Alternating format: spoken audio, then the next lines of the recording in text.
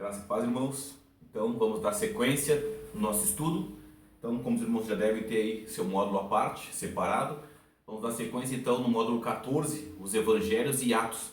Hoje, então, nós vamos dar sequência no Evangelho de São Mateus, mas como vai ser pequeno na aula, pequeno esse conteúdo, na próxima aula, que será o capítulo 5, vai ser então vamos explanar o passo a passo, o esboço do livro do Evangelho segundo escreveu São Mateus. Vai ser um pouco mais longo, então como esse é um pouco menor, vamos dar uma sequência.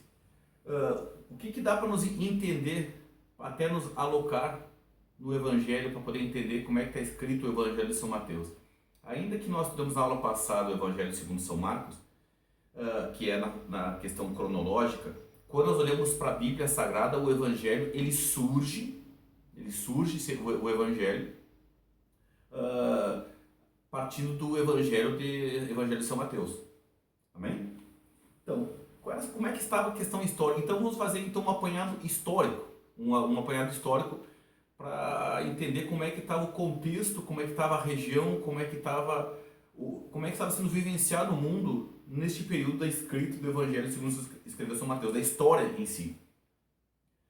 Fazia aproximadamente 430 anos desde a última manifestação do último escrito do Antigo Testamento lá em Malaquias, e aquele Império Persa, o Império Medo-Persa que nós havíamos conhecido quando o povo estava no cativeiro, ele já havia caído. O Império Persa havia caído já sobre o domínio de Filipe da Macedônia. Talvez você não seja muito familiarizado com o termo Filipe, né? Filipe da Macedônia, mas quem foi Filipe? Filipe foi o pai de Alexandre. Alexandre o Grande, o Alexandre da Macedônia, o Alexandre Magno, como é conhecido, o grande Alexandre o Grande. Grande ou Alexandre o Grande, como ele assim se estabeleceu. Por que sentido? Quando seu pai Filipe, ele começou a galgar impérios e começou a crescer, ele não conseguiu ainda todos os seus feitos a satisfazer o seu ser. Ele queria difundir o helenismo, ele queria unificar o seu império e isso ele não conseguiu. Então quando veio a falecer, Alexandre com 20 anos ele assume o trono, ele assume o comando, o governo e dá sequência então nos feitos de seu pai. Alexandre ele era muito mais arrojado, muito mais dinâmico, muito mais forte politicamente, estrategicamente com seu pai. Então Filipe ele inicia, Alexandre o Grande, ele inicia com grandes feitos. Seu pai queria difundir o helenismo, queria diversas coisas, mas Alexandre era mais hábil, então ele pôde dar maior sequência, maiores conquistas. Alexandre ele teve uma morte prematura, ele morreu com 33 anos de idade, assumiu o trono com 20, ou seja, ele teve 13 anos no governo. Ele fundou a cidade de Alexandria, a segunda maior cidade do mundo naquela época, perdia apenas para Roma, e estava imposto aí, então o Império Greco-Macedônio. Alexandre, ele ainda que fosse muito imponente, ele quando veio a falecer ele não deixou herdeiros tecnicamente, e seu reino, seu império, né, todo o seu domínio, ele foi dividido entre 4 dos seus generais. O primeiro foi Ptolomeu, que nós vamos estudar um pouquinho mais. Por que vamos estudar um pouquinho mais Ptolomeu? Porque Ptolomeu ele ficou com o domínio de Egito e Palestina. Teve Seleuco, que ficou com Frígia, Síria, a Mesopotâmia e a Pérsia. São 4 generais. O outro general foi Cassandro, que ficou com Macedônia e Grécia. Lisímaco, que ficou com Trácia e Mitínia. Então todo o império que ele tinha, todo aquele grande império que ele galgou e conquistou a ponto de ser chamado Grande, ele foi dividido em 4 generais. Bom, a Palestina, que é a Palestina e Egito, que entra no cenário bíblico que nós estudamos, ela ora estava com Ptolomeu, ora com os Ptolomeus, ora com os Seleucidas. No período que estava sob o domínio Seleuco, na tentativa desvairada, né, dos Seleucos, eles helenizarem a questão da Palestina, Antíoco Epifânio, ele profanou o templo de Jerusalém, ao ponto de ele sacrificar porco, sobre o altar, diversas coisas, e essa atitude dele criou uma revolta, a conhecida revolta dos Macabeus, onde os 5 filhos de Matatias fizeram uma grande revolta, onde Judas Macabeu ele se tornou um herói, e ele triunfa sobre os Seleucidas. triunfa sobre esse domínio, né, dos Seleucidas e torna um território independente. No ano 63, Pompeu, né, Pompeu, um romano, ele domina toda essa região, estabelece um grande governo do Antípater, né, que ele era, quem era esse Antípater? Ele era o pai de Herodes o Grande. Mas quem era esse Herodes o Grande? Estamos chegando agora, quase chegando então no período que nós começamos a entender do Evangelho. Esse Herodes o Grande, ele assume o poder, ele era um desequilibrado para o poder. E depois ainda que o imperador Júlio César morreu, ele começou ainda muito mais força, né? Ele começou a ter suas atitudes equilibradas e cresceu. Ele era, independente de ser um desequilibrado por poder, ele era um ótimo administrador, porém ele era, na sua casa, na sua vida, era tecnicamente derrotado. Ele casou cerca de 10 vezes e ele matava qualquer um concorrente. E tinha uma das suas mulheres, que é conhecida como a preferida dele, né? Ele com 10 mulheres tinha uma preferida. Ele mandou matar toda a nobreza da família dela com medo que assumisse o poder. A sogra dele pediu para que ela indicasse o seu sobrinho, né, Aristóbulo, como sumo sacerdote de Jerusalém. Isso já podia naquela época. Já tinha essa questão de compra de cargos, de compra e até mesmo na questão religiosa. Então a sogra pediu para que o sobrinho dela fosse, o sobrinho dele fosse indicado como sumo sacerdote, ele indicou. Só que Aristóbulo, um jovem com 17 anos, ficou muito famoso, muito bem quisto, e ele, com medo disso, mandou matar o rapaz. A sogra, com medo, fugiu para o Egito. Ele mandou emissário atrás dela para mandar matar a sogra. Então ele tinha toda esse medo, qualquer um que se levantasse para aquele poder, ele matava. O imperador, com essa atitude dele, o imperador chama ele a Roma para dar satisfação. O que ele faz? Com medo de quando voltasse a rainha tivesse alguma atitude, ele pega o que faz? Uma atitude relevante? Pega e manda matar a sua esposa. Mata a sua esposa. Com isso, manda seus filhos, 2 filhos, estudar em Roma.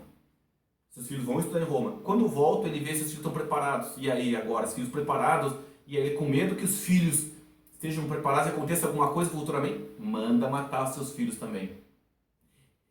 E este homem, ele era odiado.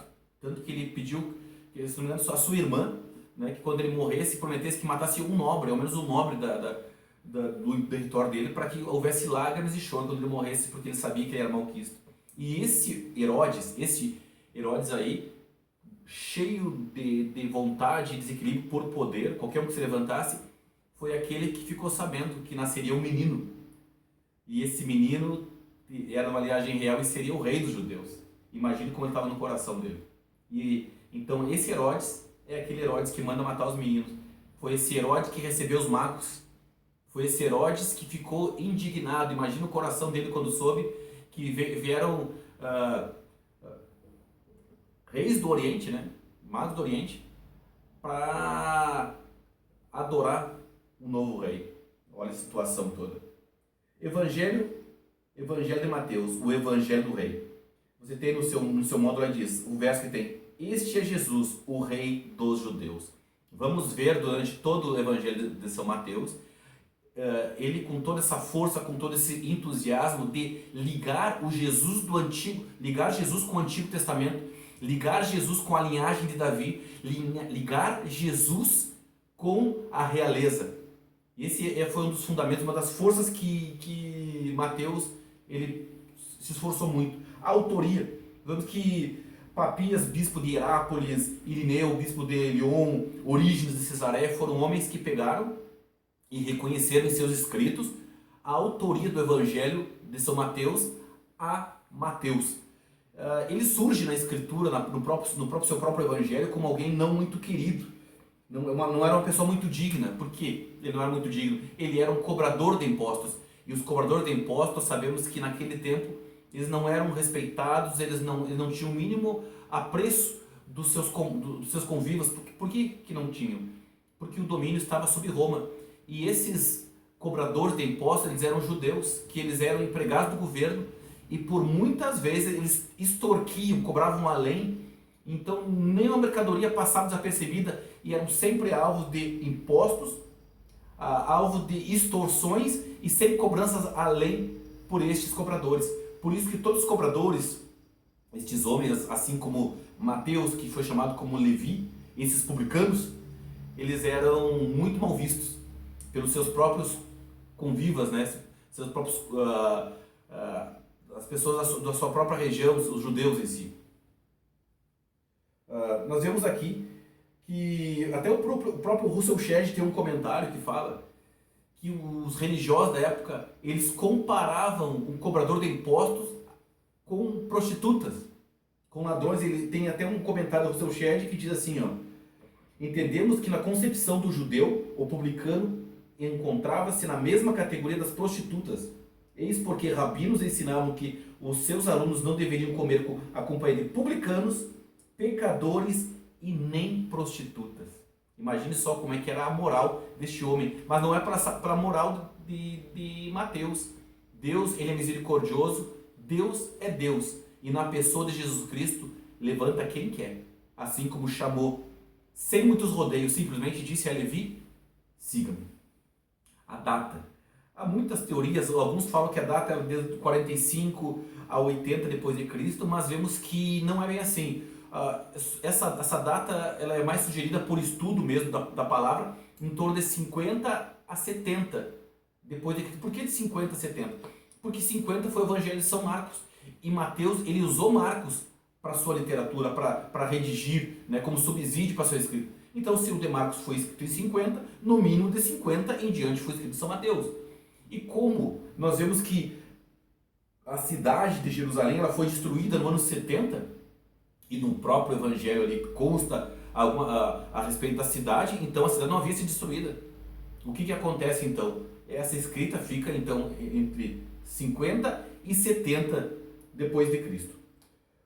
O destinatário, nós bem sabemos que São Mateus ele escreve numa linguagem para os judeus convertidos. Aqui nós temos alguns subsídios que ele tinha como alvo os judeus convertido da Antioquia da Síria, na Ásia Menor.